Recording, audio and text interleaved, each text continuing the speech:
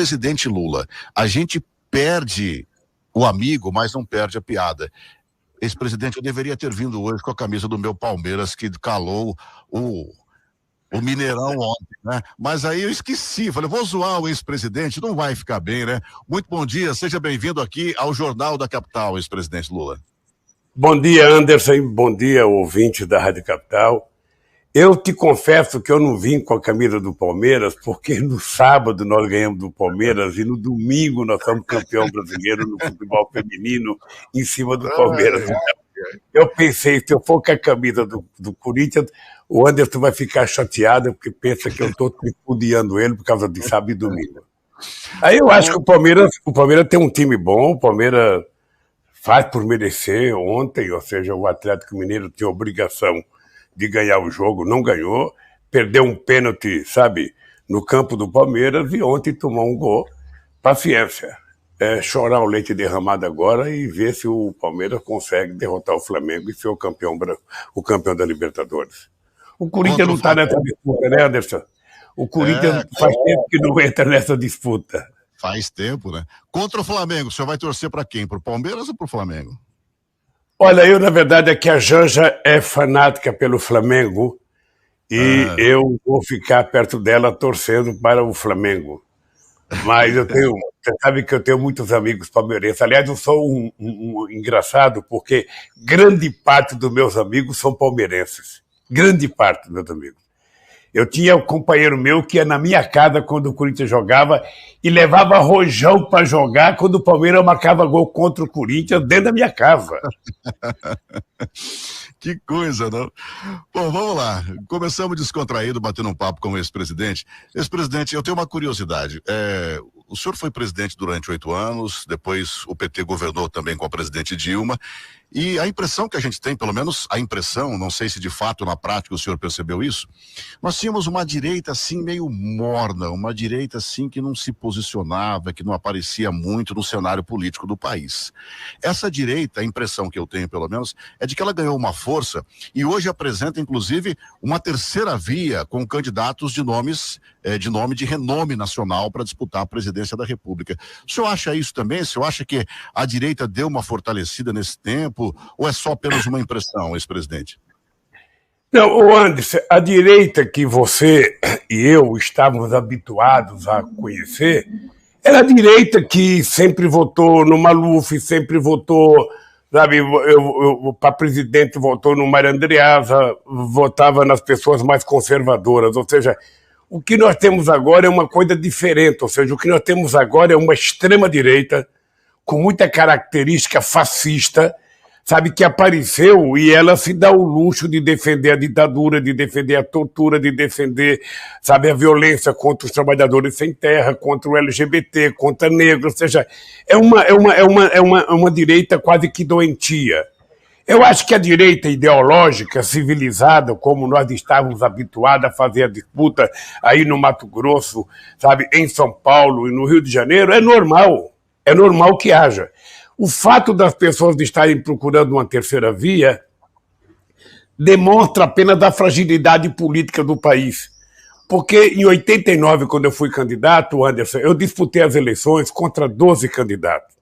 Você é muito novo, mas deve estar lembrado, eu disputei contra o Ulisses Guimarães, Aureliano Chaves, Brizola, Mário Cosa, Afife, Roberto Freire, ou seja, eram 12 candidatos. O que eu acho que deveria acontecer agora era que, ao invés das pessoas ficarem inventando e discutindo uma terceira via, seria importante que dos 30 partidos ou 32 que nós temos funcionando no Congresso Nacional, todo mundo lançasse candidato. As eleições serão em 2 turnos, ou seja, então, todo mundo lança candidato, vamos ver qual é a força de cada partido político, vamos ver como é que o povo trata cada partido político, e os 2 mais votados vão para o segundo turno. Esse deve ser o jogo mais tranquilo, mais democrático, e não tentar ficar procurando candidato. É como se os setores de comunicação estivessem fazendo um vestibular para ver quem é que vai disputar as eleições para presidente. Isso diminui a política. Todos os partidos que querem procurar uma terceira via deveriam lançar o seu candidato. Lança Moro, sabe? Lança Dallagnol, lança quem quiser. e vamos para a rua pedir voto. E aí o povo soberanamente vai dizer quem é que ele vai escolher para ser presidente ou quem é que ele vai escolher para disputar o segundo turno. Eu, sinceramente, acho empobrecimento da política essa discussão da terceira via. Sinceramente, eu acho um empobrecimento. Você tem 32 partidos, você tem muitos partidos que fazem parte do Centrão, todo mundo poderia ter candidato. E aí sim, o povo iria livremente, democraticamente, comparecer à urna e digitar o nome de cada candidato, aí iriam sobrar um ou dois. E aí a gente faria a disputa final para ver quem será o presidente da República do Brasil. Muito bem. Ex-presidente, a gente tem algumas perguntas aqui de jornalistas que formularam as perguntas para o senhor. A primeira pergunta é da Júlia Munhoz. Vamos ouvir. Olá, Anderson, ouvintes do Jornal da Capital. Olá, presidente Lula. Júlia Munhoz, editora de jornalismo da Capital FM, Capital Notícia.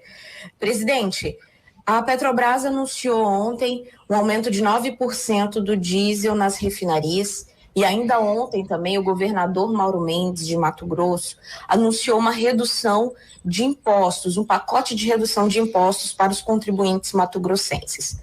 A gente tem acompanhado de forma constante o governo federal atribuindo a responsabilidade aos governadores por conta desses aumentos de preços no combustível, na energia, no gás de cozinha. Eu gostaria primeiro que o senhor falasse quais medidas seriam possíveis para a redução desses impostos por parte do governo federal e se essa medida anunciada pelo governo de Mato Grosso confirma aquilo que o presidente Bolsonaro tem dito de que essa responsabilidade de aumento dos impostos é dos estados. E também que o senhor avaliasse as medidas anunciadas aqui para Mato Grosso pelo governo do estado. Obrigada. Ô, Júlia, obrigado pela pergunta, Júlia. Primeiro, Júlia, eu quero dizer para você que é inadmissível o óleo combustível subir mais uma vez, a gasolina subir mais uma vez. Veja, isso teria explicação de subordinar o preço do nosso combustível a uma política de preços internacional se o Brasil fosse importador de petróleo, se o Brasil fosse dependente. O Brasil é autossuficiente na produção de gasolina, na produção de óleo diesel, portanto a gente não teria que estar subordinado a preço internacional. Na verdade, o que a Petrobras está fazendo é, fazer acúmulo de dinheiro para pagar, aos acionistas, sobretudo os acionistas americanos. Ou seja, não tem explicação. Sinceramente, não tem explicação aumentar o combustível por causa do preço internacional. O Brasil pode ter um preço próprio para a gasolina, para o óleo diesel, para o óleo de avião, para o gás de cozinha. Ou seja, não tem explicação. Não tem explicação e nós fizemos isso quando éramos do governo. A segunda coisa é o seguinte, eu não sei qual é o imposto que o governador pode. O governador pode, manusear o ICMS. O Bolsonaro ele tem sido muito irresponsável. Ele é como aquele marido que não consegue cuidar da sua família e fica culpando o vizinho. Fica culpando o cara que mora na frente da casa dele pela desgraça dele. Ele hoje confessa que não entende nada de economia, que não entende nada, que é o Guedes que tem que cuidar disso. Ele deveria entender, pelo menos, do aumento do preço.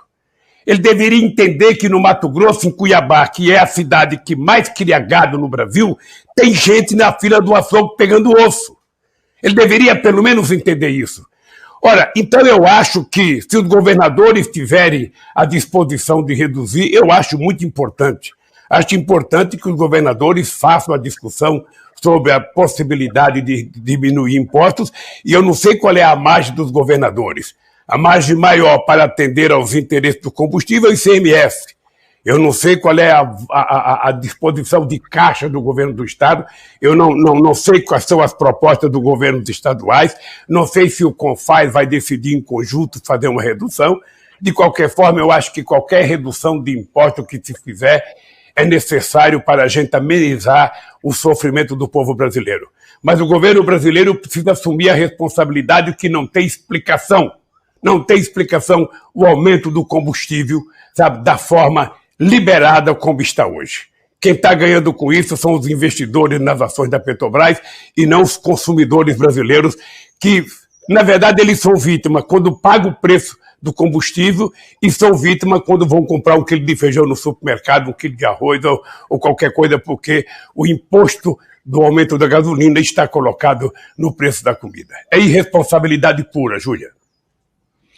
Ex-presidente Lula, gostei da sua resposta e fiquei com uma curiosidade. Ex-presidente Lula, hoje, se assumisse a presidência da República do Brasil, quanto custaria o combustível diante disso que o senhor falou? Cara, não dá para dizer assim, o Anderson, quanto custaria hoje. Eu posso te dizer a coisa seguinte: não haveria subordinação ao mercado internacional no preço da nossa gasolina e no preço do óleo diesel. Posso te dizer que nós já fizemos isso e é plenamente possível fazer isso outra vez. Nós somos autossuficientes. O que nós estamos fazendo nesse momento é tentar desmontar a Petrobras, vender tudo o que a gente tinha, vender gasoduto, vender BR, e a gente vai perdendo o controle de controlar o preço do nosso combustível. Ou seja, a gente esperou tanto para ser autossuficiente. A loucura da descoberta do pré-sal, o que isso significou para o futuro desse país, e nós agora estamos sendo tratados como se fosse um país sem petróleo, um país sem importância nenhuma, dependendo, sabe, do mercado internacional. Não existe possibilidade, Anderson, de no governo do PT a gente ficar subordinado ao mercado internacional para estabelecer o preço da gasolina, do óleo diesel e do gás. Muito bem, o jornalista Pedro Pinto também tem uma pergunta para o senhor, ex-presidente. Olá, amigas e amigos da Rádio Capital. Olá, presidente Lula. Eu sou o jornalista Pedro Pinto de Oliveira, do site PNB Online. 2 perguntas, presidente. O pré-candidato do PDT, Ciro Gomes, tem feito críticas duras ao PT e ao senhor. O senhor acredita que esses ataques chegaram ao ponto de que não possa haver nenhum acordo futuro? A outra pergunta é sobre a narrativa que se constrói do nem Lula e nem Bolsonaro, numa tentativa de igualá-los. Em oposição a esse nem, qual é a principal distinção que o senhor acha que precisa ser feita pelos brasileiros e brasileiras entre Lula e Bolsonaro? Obrigado. Ô Pedro, obrigado pela pergunta. Olha, a primeira sobre o Ciro Gomes. Veja, é uma pena que o Ciro esteja tendo esse comportamento. O Ciro foi ministro, o Lupe foi ministro, o PDT esteve dentro do governo. Nós temos uma relação de amizade muito grande. O Ciro já foi candidato outras vezes, foi candidato em 2002, foi candidato em 2018, ou seja, foi candidato antes também. Ele nunca disse e nunca fez acusações ao PT. O comportamento do Ciro está levando o Ciro para o isolamento. Eu não sei quem que ele está querendo agradar nesse instante, se ele está querendo herdar os possíveis votos que o Bolsonaro vai perder. Mas é um problema dele. É um problema dele. Em política, a gente colhe aquilo que a gente planta. Se a gente plantar coisa boa, se a gente regar bem a planta que nós plantamos, nós vamos colher coisa boa. Se a gente não fizer isso, a gente não colhe. E eu acho que o Ciro está agindo equivocadamente do meu ponto de vista, mas ele acha que tem que bater, e é compreensível, viu, Pedro, pelo seguinte: os adversários do Neném, aqueles que defendem o Neném, eles têm a seguinte ideia: o Bolsonaro está morto, coisa que eu não acredito, porque quem está na presidência nunca está morto na política, pode se recuperar, porque tem a caneta e pode fazer muita coisa, tá? Então eles partem do seguinte pressuposto: se a gente ficar só batendo no Bolsonaro, o Lula pode ganhar no primeiro turno.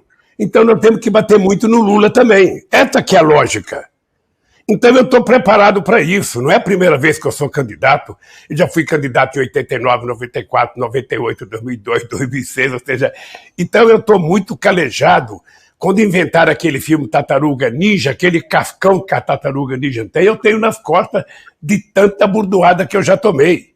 Então eu estou tranquilo. Eu acho que quem não deve estar muito tranquilo é o companheiro Ciro Gomes, que eu não sei aonde que ele quer chegar. A segunda coisa é a questão do Neném. Sabe o que acontece? Eu disse agora para o Anderson, seria mais prudente que os partidos políticos lançassem candidatos a presidente, apresentassem um programa para o Brasil, apresentasse um projeto de política de desenvolvimento industrial, uma proposta para acabar com a fome, com o desemprego nesse país, ao invés de ficar dizendo nem fulano e nem beltrano, nem fulano e nem beltrano, nem fulano, a mesma música. E quem defende essa música? Sabe, a Globo defende essa música, a Record defende, o SBT, a Bandeirantes, o Estadão, a Folha, a Veja. Ou seja, me parece que pela primeira vez na história do país, ô Pedro, a imprensa está procurando um candidato, os setores da imprensa estão procurando um candidato. Já tentaram o Hulk, agora estão tentando, sabe, o Datena, ou seja, sabe, é como se estivesse fazendo o Enem. Sabe, na verdade é como se estivesse fazendo o Enem para procurar um candidato, quando tudo poderia ser resolvido da forma simples. Obviamente que o povo não tem que querer nem Lula, nem Bolsonaro, nem Ciro, nem quem quer que seja. O povo tem o direito de escolher. Então, cabe aos partidos políticos lançarem candidatos. Vamos lançar 5, 6, 7, 8, 9, 10, 15, 20 candidatos e vamos deixar o povo livremente ir à urna eletrônica e escolher quem será o futuro presidente do Brasil. É assim que deveria proceder e não ficar do lado de fora reclamando, só joga os dois. Quando disputava o PT e o PSDB, vocês estão lembrados? Não, porque é preciso acabar com a polarização entre PT e PSDB, é preciso acabar com a polarização entre PT e PSDB. Acabaram com o PSDB.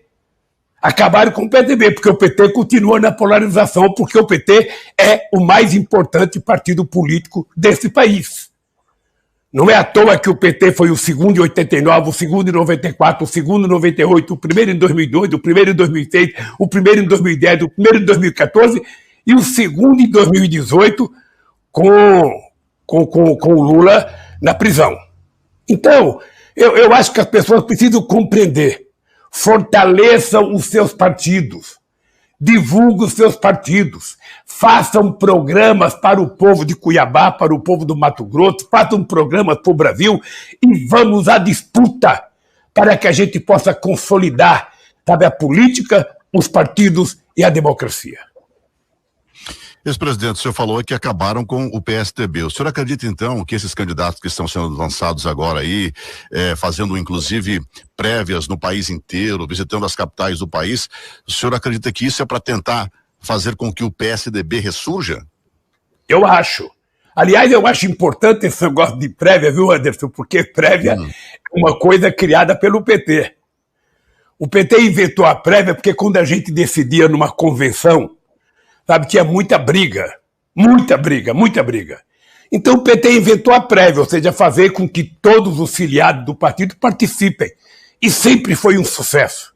Não sei se você está lembrado, quando nós fomos discutir se o Brasil era parlamentarista ou presidencialista na Constituição de 88, eu era parlamentarista e nós fizemos uma prévia no PT, nós perdemos de 80%, porque a base do PT era presidencialista. Então, o que eu acho importante é isso. O PSDB está fazendo uma prévia, eu acho um avanço extraordinário, acho saudável para a democracia interna, acho importante para fortalecer o PSDB e acho que o PSDB fazia política de oposição a nós de forma civilizada. Uma coisa era você disputar uma campanha contra o Fernando Henrique Cardoso, ou contra o Serra, ou contra o Alckmin. Outra coisa é você disputar uma eleição com um troglodita fascista como o Bolsonaro. Portanto, eu acho que está correto o PSDB de fazer a prévia. Que escolha o melhor deles e que o melhor dele venha para a disputa, para que a gente possa ver quem é que vai dirigir o país. E eu não preciso dar lição a ninguém, porque você sabe que eu já perdi muita eleição. E cada vez que eu perdi a eleição, eu voltava para casa para me preparar para a próxima. Eu não fiz como o Aécio fez contra a Dilma, de ficar instigando a anulação das eleições, de ficar instigando o ódio, que é o que nós estamos vivendo hoje. Então, quem perder, ganha. Sabe? Ou melhor, quem perder, governa.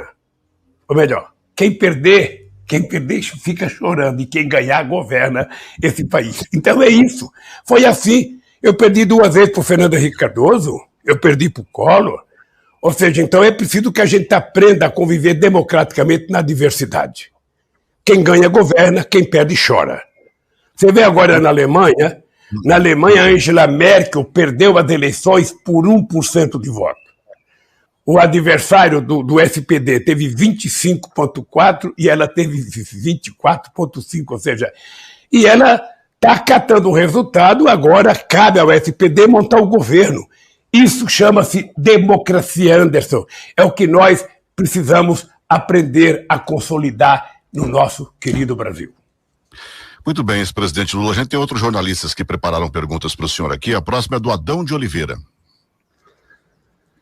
Muito bom dia, Luiz Inácio Lula da Silva. Lula, aqui é Adão de Oliveira, jornalista do Grupo Capital de Comunicação. Em 89, o senhor esteve em Cuiabá e me concedeu uma entrevista na rádio Vila Real e eu fiz uma pergunta sobre a miséria e a fome. Nos dias de hoje, atual, também vou fazer a mesma pergunta ao senhor, se candidato e eleito presidente da República no ano que vem. A pergunta foi e é a seguinte: em tempos de crise, como o senhor pretende acabar com a miséria e a fome que aumentou e muito nesta pandemia e principalmente por falta de programas sociais no governo de Jair Bolsonaro? A segunda questão é a seguinte, Lula: como é que o senhor pretende, através de programas e projetos, trabalhar a melhoria da educação básica? Mato Grosso figura na 22ª colocação no ranking da educação nacional. E, principalmente, como o senhor pretende devolver aos pobres, aos estudantes mais pobres, o direito de frequentar uma universidade pública ou particular? Quais os incentivos? Obrigado e bom dia. Querido Adão de Oliveira, obrigado pela pergunta. Eu queria te dizer o seguinte: uma das coisas que eu tenho mais orgulho é de saber que a ONU reconheceu que o Brasil tinha saído do mapa da fome entre 2012 e 2014. Ou seja, que os programas sociais que nós tínhamos colocado em prática nesse país tinham tido resultado extraordinário e a ONU riscou o Brasil do mapa da fome. Ou seja, lamentavelmente, hoje, eu vou dar um número para você, Adão. Hoje nós temos 19 milhões de pessoas passando fome crônica e nós temos 116 milhões de pessoas que estão com algum sistema de insegurança alimentar, pessoas que não estão comendo as calorias e as proteínas necessárias ao ser humano. E quem está te falando, Adão, é um cara que já passou fome. Não foram poucos os dias em que a gente ficava na beira do fogão sem a minha mãe ter o que fazer para a gente comer. Por isso é que eu priorizei a fome, porque quem tem fome não pode esperar. O cara que está com fome, ele está conversando com você e você não sabe que ele está com fome. Você não sabe como é que a barriga dele está.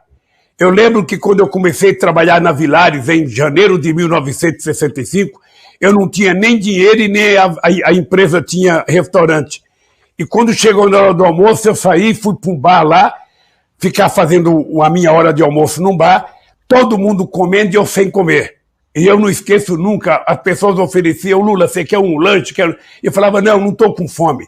Na verdade, eu estava com a lombriga maior, comendo as menores, mas eu fui obrigado a dizer que não estava com fome, porque estava com vergonha de dizer que eu queria comer um pedaço de lanche deles. E isso acontece hoje aos milhões nesse país e não é possível. O Mato Grosso, esse querido estado que é símbolo de desenvolvimento do nosso Brasil, tem 30 milhões de cabeças de gado. E esses dias mostra nacionalmente uma mulher na beira do açougue procurando um osso para comer. Como é que pode se explicar, Adão? Então a fome não é um fenômeno da natureza. A fome é um fenômeno da falta de vergonha na cara de quem governa esse país. Vou falar outra vez. A fome não é um fenômeno da natureza. É falta de vergonha de quem governa esse país. Porque nós provamos que é possível acabar. E para mim, Adão, eu vou dizer com muita sinceridade, tem duas coisas que nós temos que fazer. A primeira é que eu aprendi que o pobre não é problema, o pobre é solução. Quando você coloca o pobre no orçamento, que ele começa a ter um pouquinho de dinheiro, que ele começa a virar consumidor, que ele começa a comprar o que comer, o que vestir, que ele começa a poder comprar uma telha, um saco de cimento para reformar a casa dele, a economia deslancha. Esse foi o milagre que nós fizemos nesse Brasil, colocar os pobres dentro do orçamento. Por isso eu queria terminar essa primeira pergunta dizendo o seguinte, Adão, a solução para o Brasil é colocar o pobre no orçamento da prefeitura, no orçamento do Estado e no orçamento da União, e colocar o rico no imposto de renda, porque rico não paga imposto sobre lucros e nem sobre dividendos. Tá? A segunda coisa é com relação à educação. Eu falo com muito orgulho, Adão, porque você sabe o que foi feito na educação no estado do Mato Grosso.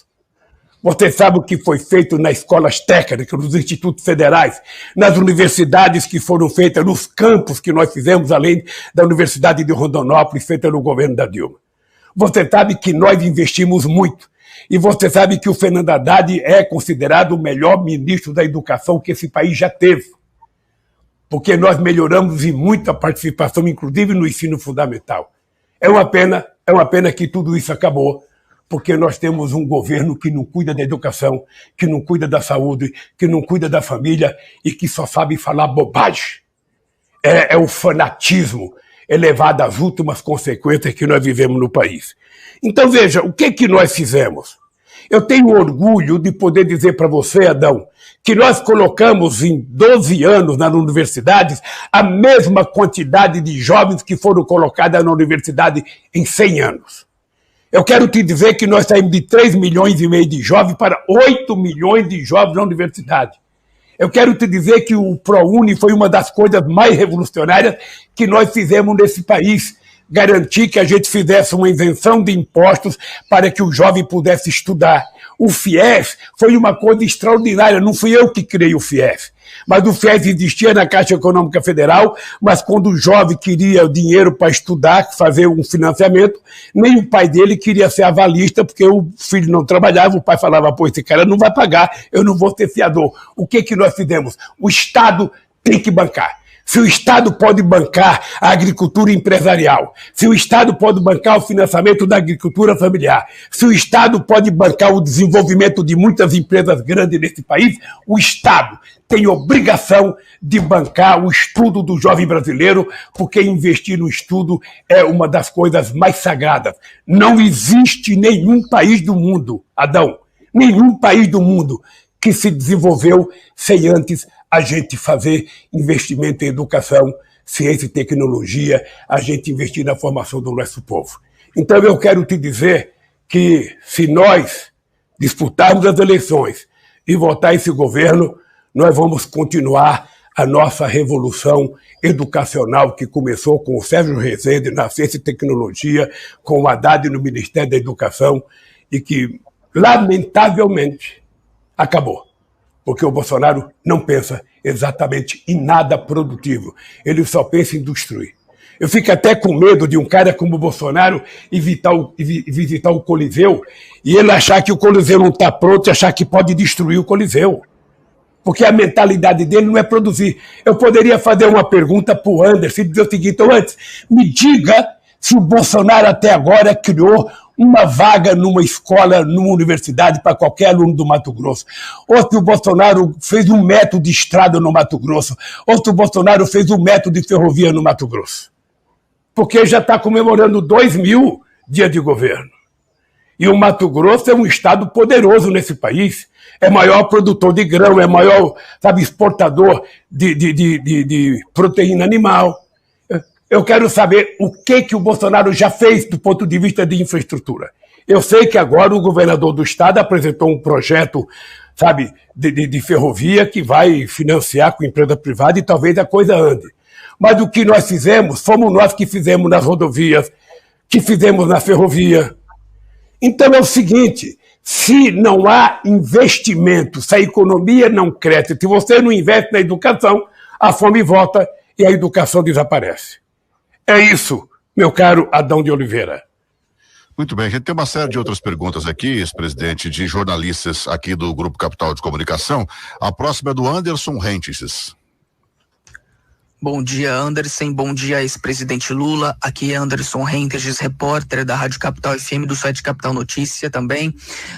Ex-presidente, Mato Grosso ele é um estado predominantemente agro. E claro que existem exceções dentro desse setor, mas ele é praticamente a base bolsonarista. E é nesse sentido que eu quero questionar o senhor se já existe uma estratégia política do PT para se trabalhar esse eleitorado, visto que o nome do senhor é o mais comentado atualmente para a disputa contra o atual presidente Jair Bolsonaro, e como que vai ser trabalhada essa campanha ano que vem para que o senhor tenha um número expressivo de votos aqui em Mato Grosso nas eleições de 2022. Bom dia. Bom dia, Anderson. Anderson, primeiro, eu acho que, embora o estado do Mato Grosso seja um estado tipicamente ligado ao agronegócio, à criação de gado, à produção de milho, de soja, de algodão e à produção de outras coisas, a verdade é que a maioria do povo não é. A maioria do povo trabalha normalmente como trabalha muita gente ligada à indústria do agronegócio, ligada à exportação, ligada...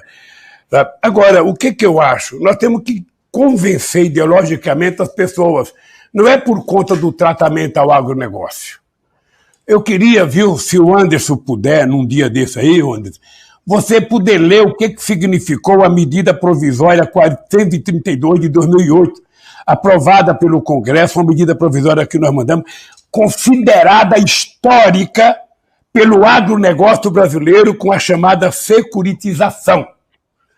Nós fizemos o maior negócio já feito para a agricultura, negociando uma dívida de 87 bilhões, nós negociamos 75 bilhões. Na época era reconhecido como a coisa mais importante já feita para a agricultura. E, obviamente, que o agronegócio do Mato Grosso foi beneficiado como no Brasil inteiro.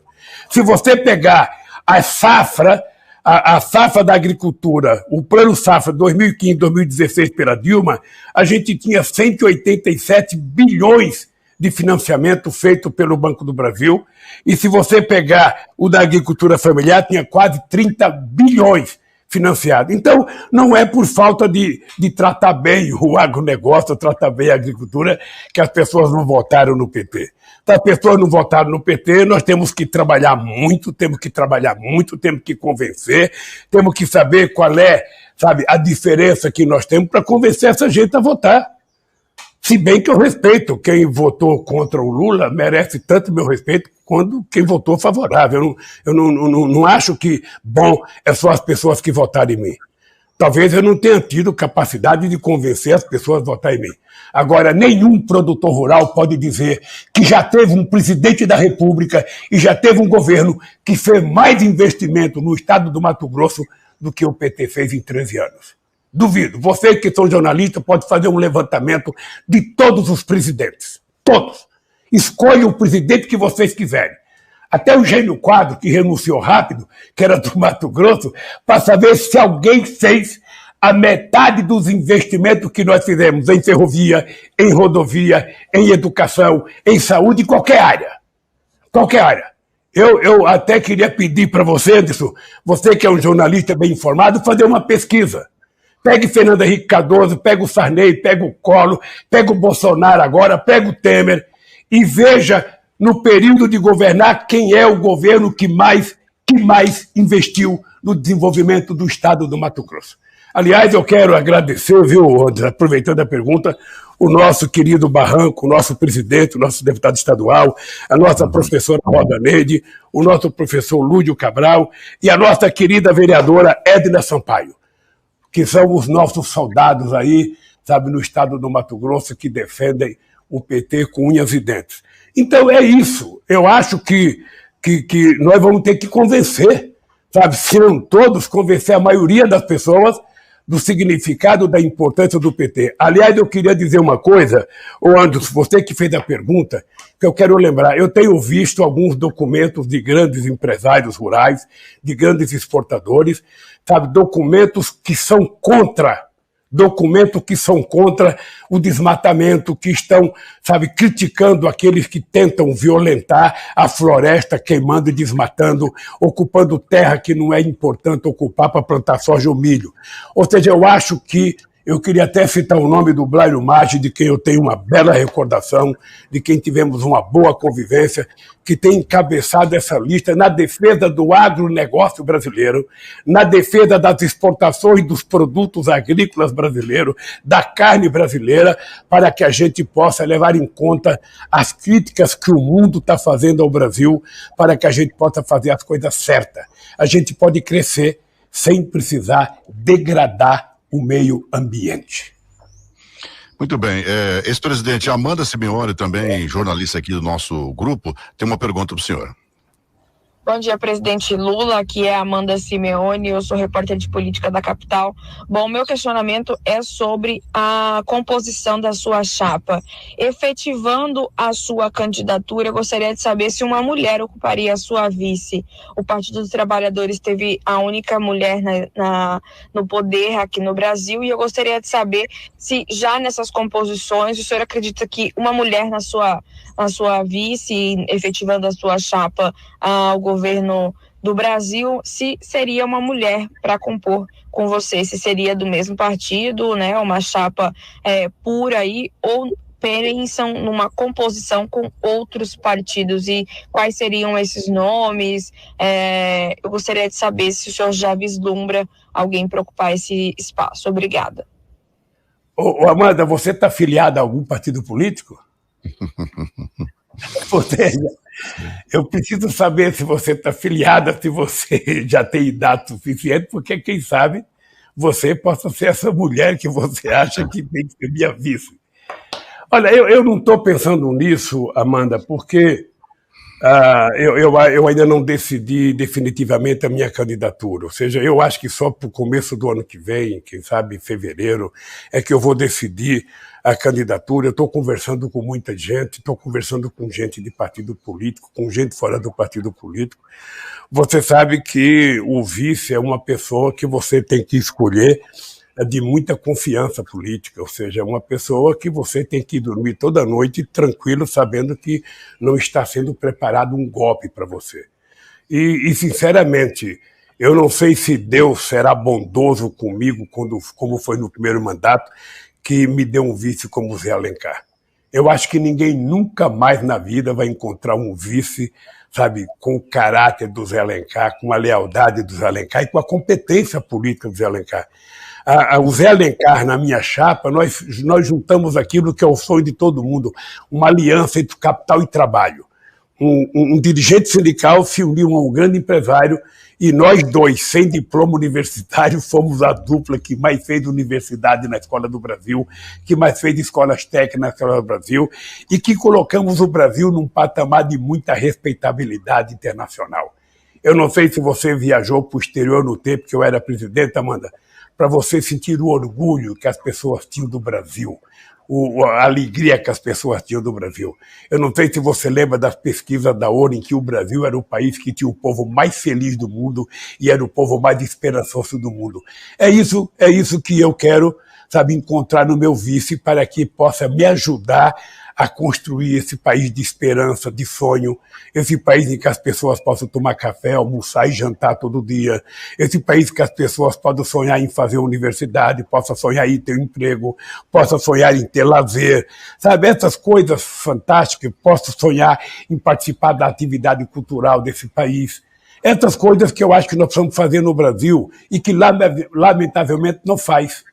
Porque as pessoas costumam ganhar com discurso progressista e governam com discurso conservador.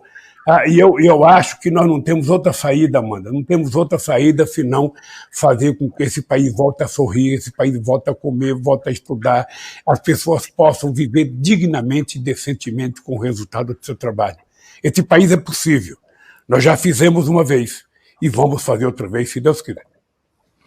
Muito bem, ex-presidente. Nós temos aqui uma outra pergunta do Abdala Zaruri, que também é jornalista, feita para o senhor.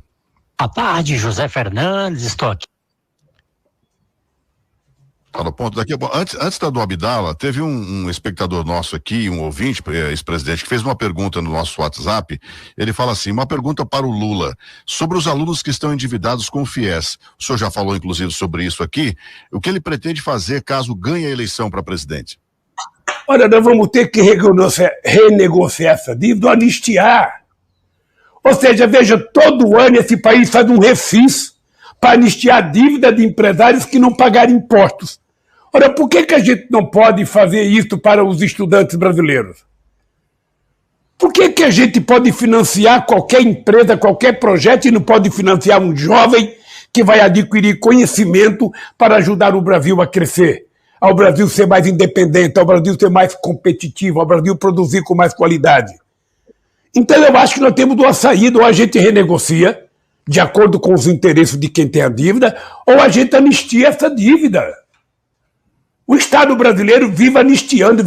Eu acabei de citar para vocês, acabei de falar da medida provisória 432 de 2008, quando a gente renegociou uma dívida de 75 bilhões do agronegócio. É importante lembrar que 75 bilhões de 2008 era muito dinheiro. Por que você não pode negociar a dívida dos estudantes? Por que você não pode dar um alento para esse jovem de que ele vai continuar estudando sem que a gente fique com uma faca no pescoço dele? Então, pode ficar certo que nós vamos cuidar disso, porque, para mim, acesso à universidade é uma obrigação do Estado brasileiro garantir que o jovem estude, porque quem vai colher é o próprio país. Muito bem, uma última pergunta, agora sim a do Abdala está no ponto. Vamos ouvir a pergunta do Abdala, por favor. Bom dia, Anderson Navarro, bom dia, amigos da Capital FM. Aqui quem fala é Abdala Zarur, do site Veja BMT. Presidente Lula, muito bom dia. A gente ouve falar em nomes para 2022, mas muitas pessoas querem saber projetos, e a gente está vendo aí uma situação que atinge todo mundo, que é a elevação dos preços dos produtos, né? Eu queria saber qual o projeto para esse tipo de situação econômica hoje no país. Bom dia. Bom dia, Abdala. Obrigado pela pergunta, Abdala. Obrigado, eu só queria te convidar a voltar à nossa memória a 2003. Você está lembrado que quando eu tomei posse em 2003, o Brasil estava com a inflação de 12%, o desemprego estava 12%, o Brasil devia 30 bilhões de dólares da FMI, o Brasil não tinha dinheiro para pagar as suas exportações. Todo final de ano o Malan viajava para os Estados Unidos para tentar pegar dinheiro com o Fundo Monetário Internacional para fechar as nossas contas. E muita gente sabida nesse país, muita gente sabida dizia: o país está quebrado, o Lula não vai saber governar. Pois bem, você viu o que aconteceu com esse país. Esse país, ou seja, esse país, quando eu entreguei o país para Dilma, a gente estava crescendo 7,5% ao ano, o varejo chegou a crescer 16% ao ano, sabe? E o que era mais importante, o povo, durante 8 anos do meu mandato, o povo teve aumento real de salário todos os anos. O salário mínimo era reajustado todos os anos. As pessoas passaram a ter tratamento de decência. Eu digo sempre, Abdala, que quando eu era presidente, nós fizemos um desafio, a aposentadoria era feita em 30 minutos. Agora as pessoas estão 2 anos na fila esperando para se aposentar. Você está lembrado que quando eu cheguei na presidência tinha muitos programas de rádio no Brasil, que a maior audiência dele era colocar os jornalistas na fila do INSS, para ficar denunciando as filas do INSS. Olha, nós acabamos com isso. E tudo voltou a pior, porque você não tem governo. O Bolsonaro não governa absolutamente nada. Ele passa o dia falando bobagem, passa o dia falando asneira, passa o dia conversando com seus fanáticos. Sabe, é como aquele grupo de torcedor que mesmo quando o time perde, ele pensa que ganha. Mesmo quando o time joga mal, ele acha que jogaram bem. É assim que é o Bolsonaro. Então você não vê uma coisa. Vamos pegar o pronunciamento do Bolsonaro na ONU. Será que alguém teve coragem de dizer para o Bolsonaro: presidente, o senhor foi ridículo. Presidente, o senhor envergonhou o Brasil. Se ele tivesse um filho que não fosse os que ele tem, mas uma criança ainda num processo de formação, certamente essa criança ficaria com vergonha de ver o pai falar tanta bobagem dentro das Nações Unidas. Então, eu estou convencido que nós vamos consertar esse país. Olha, eu estou convencido porque nós já provamos uma vez. Sabe, quando nós fizemos o programa Luz para Todas, as pessoas diziam que não tinham dinheiro. Nós fizemos um programa, levamos energia elétrica para quase 15 milhões de pessoas por conta do governo, porque só leva energia para pobre se o Estado quiser levar. Nenhum empresário é socialista para levar energia. Nós fizemos a transposição do Rio São Francisco, que Dom Pedro tentou fazer desde 1846. Nós fizemos a política de seguridade social, ou melhor, a política de assistência social, comprando alimento do pequeno agricultor, criando o PAA. Sabe, quando veio a crise em 2008, nós criamos o Mais Alimento, financiamos trator, sabe, de até 80 cavalos para mais de 80 mil pessoas. Ou seja, então, nós já provamos que nós sabemos como fazer. Eu disse agora há pouco, em outra resposta, nós vamos fazer uma coisa simples, nós vamos incluir o povo pobre no orçamento e incluir o povo rico no imposto de renda. E aí nós vamos poder arrecadar o dinheiro suficiente para fazer com que um pouco de dinheiro chegue na mão de cada pessoa. Se todo mundo receber um pouquinho, presta atenção numa coisa, presta atenção numa frase aqui que é o seguinte: muito dinheiro na mão de poucos é concentração de riqueza. Pouco dinheiro na mão de muitos é distribuição dessa riqueza. E quando o povo pobre pega R$100, ele vai na feira, ele vai na bodega, ele vai comprar uma comida, ele vai comprar um leite, ele vai comprar um pão, ele vai comprar um sapato, ele vai comprar um chinelo. A economia começa a girar e todo mundo começa a ganhar. Foi por isso que nós fizemos um governo que eu deixei a presidência com 87% de bom e ótimo. Nunca tinha acontecido nesse país um presidente que normalmente saía correndo pela porta dos fundos. No meu governo, eu saí com 87% de bom e ótimo, 10% de regular e 3% de ruim e péssimo, que certamente deve ter sido na casa dos presidentes da UDR, de alguns estados desse país. Porque a gente tinha feito um governo, sabe, decidido pelo povo. É importante lembrar que eu fiz 74 conferências nacionais para decidir as políticas públicas desse país. Porque não é o presidente que governa a partir da cabeça dele ou a partir da assessoria dele. É muito importante ouvir o povo. O povo ele está na esquina parado com cara de humilde, mas se você der chance dele falar, ele vai poder dar um palpite bom para você fazer as coisas.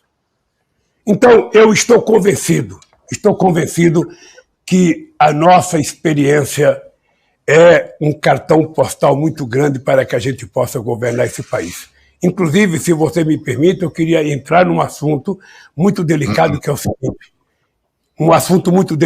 seguinte.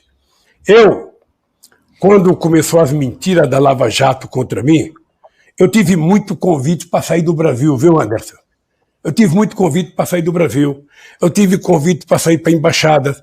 E eu tomei a decisão de ir para a Polícia Federal em Curitiba. Porque eu queria provar que o Moro é mentiroso. Eu queria provar que o Dallagnol estava montando uma quadrilha, porque era isso que era a força-tarefa da Lava Jato, já provado. E, graças a Deus, nós provamos. Graças a Deus, a máscara caiu. Hoje a sociedade brasileira já sabe o que era efetivamente a Lava Jato. A destruição que eles fizeram no Brasil. Só para você ter ideia, num estudo recente feito pelo DIEV, a Lava Jato fechou 4.400.000 vagas, 4.400.000 postos de trabalho no país. O país deixou de investir 272 bilhões de reais em obras de infraestrutura, além de que o país deixou de arrecadar 58 bilhões de reais de imposto. Se destruiu a indústria de engenharia no Brasil, se destruiu a indústria naval no Brasil, se destruiu a indústria de óleo e gás no Brasil, se desmembrou a Petrobras para vendê-la fatiada, tudo que a gente tinha construído para construir a soberania brasileira, a troco do quê? A troco de fortalecer os nossos concorrentes internacionais. Hoje eu estou convencido, e temos prova disso, temos vídeo de procuradores americanos rindo com a minha prisão. Ou seja, e o Dallagnol fazendo acordo com o Departamento de Justiça dos Estados Unidos para criar uma fundação aqui no Brasil para combater a corrupção. Então isso está desmembrado. Eu, dos 19 processos que eu tinha, eu já fui absolvido em 18, ou melhor, em 18, falta um apenas, e o Moro vai passar para a história como o maior farsante que o Poder Judiciário já teve nesse país. E por isso, se ele quiser ser presidente, é ótimo que o Moro se coloque na disputa para ele poder explicar na televisão as mentiras e a safadeza que ele fez nesse país. Muito bem, tem o tempo para a última pergunta, não, né? Acabou o nosso tempo, então, aqui. Tem a do Rafael. Uma última pergunta, ex-presidente. O Rafael Costa tem uma última pergunta para o senhor. Bom dia a todos os ouvintes da Rádio Capital de Cuiabá. Meu nome é Rafael Costa, sou jornalista de política há mais de 10 anos, atuando em Cuiabá, capital de Mato Grosso. E minha pergunta ao ex-presidente Lula é a seguinte: o senhor teria condições de percorrer o Brasil olhando nos olhos do povo brasileiro e dizer que se considera a alma mais honesta do Brasil? E já emendando, o senhor se considera moralmente o candidato mais preparado para assumir a presidência da República a partir de janeiro de 2023? Olha, que governar o Brasil, Rafael, não é apenas uma questão moral, é uma questão de competência política. É uma competência de compreender os problemas econômicos, os problemas do desenvolvimento, os problemas sociais. Não é apenas uma questão moral. Primeiro, eu duvido que tenha um cidadão nesse país que tenha mais moral do que eu para governar esse país. Pode ter igual, mas eu duvido. Segundo, não só eu estou viajando, como vou viajar. E, aliás, é o seguinte, se você quiser ver, Rafael, como é que eu gosto de olhar nos olhos das pessoas, quando eu for fazer a minha visita no estado do Mato Grosso, quem sabe você possa fazer uma entrevista comigo, fazer essa pergunta ao vivo, e eu posso responder nos teus olhos para você saber se eu posso ou não olhar nos olhos das pessoas. Se tem uma coisa, Rafael, que eu aprendi com a dona Lindu, que nasceu analfabeta e morreu analfabeta, é que se a gente quiser saber que um homem está falando a verdade ou uma mulher, você não fica olhando para a boca dele, olhe para os olhos. E se tem uma coisa que eu gosto de falar, de perguntar e de responder olhando nos olhos das pessoas, porque é pelos olhos que as pessoas mentem. E por isso que eu posso dizer que o Bolsonaro é mentiroso. Por isso que eu posso dizer que o Moro é mentiroso. Por isso que eu posso dizer que o Delaoel é mentiroso. E eu vou viajar muito o Brasil. E espero, Rafael, se Deus quiser, você estiver bem e eu estiver bem, que a gente possa se encontrar e você fazer uma entrevista comigo aí na cidade de Cuiabá. Tá bom. Ex-presidente Luiz Inácio Lula da Silva, muito obrigado pelo papo, muito obrigado pela entrevista. Deus abençoe o senhor. E quando vir a Cuiabá, a gente já deixa agendado uma entrevista ao vivo aqui nos estúdios da Rádio Capital. O senhor será muito bem recebido aqui. Muito obrigado. Anderson, obrigado por tudo, querido. Eu só queria te lembrar uma coisa. Da primeira vez que eu fui a Cuiabá, em 82, eu fui fazer um comício na Praça de Cuiabá. A gente era tão miserável. O João Molevade era o candidato a governador do PT em Cuiabá e não tinha palanque, era uma charrete. E quando eu subi na charrete, tinha 2 caixinhas de som, a égua começou a andar e precisou um companheiro parar a égua para eu poder terminar o meu discurso. Ou seja, essa é uma das recordações que eu tenho da minha passagem por Cuiabá. Um abraço, Anderson, e até outro dia, se Deus quiser. Obrigado aos ouvintes, obrigado aos jornalistas que fizeram pergunta. E eu estou à inteira disposição, com a mente e o coração aberto para responder todas as perguntas. Mas já que o senhor citou Cuiabá e aquela época que o senhor esteve aqui para fazer campanha, e para governador do estado de Mato Grosso, qual seria o candidato do PT aqui? Eu acho que os 3 companheiros do PT, a deputada federal, os 2 deputados estaduais, mais a vereadora, vão ter que discutir com a direção nacional. Veja, você sabe que o PT tem discutido muito a questão de eleger deputados. Nós estamos fazendo uma priorização para que a gente possa eleger o maior número de deputados possíveis. Nós não sabemos ainda quem é que vai ser candidato dos outros partidos políticos, que também não está definido, mas no momento certo o PT vai definir, sabe, a candidatura do PT ao governo e ao Senado. Obrigado, ex-presidente Lula, pelo papo. Estava disposto a conversar com a gente até às 10:50, estourou o tempo. Muito obrigado pela gentileza sua e da sua assessoria. Um bom dia. Obrigado, Anderson. Até outro dia, se Deus quiser. Bem, são 9h02, 9:02. Estouramos tudo.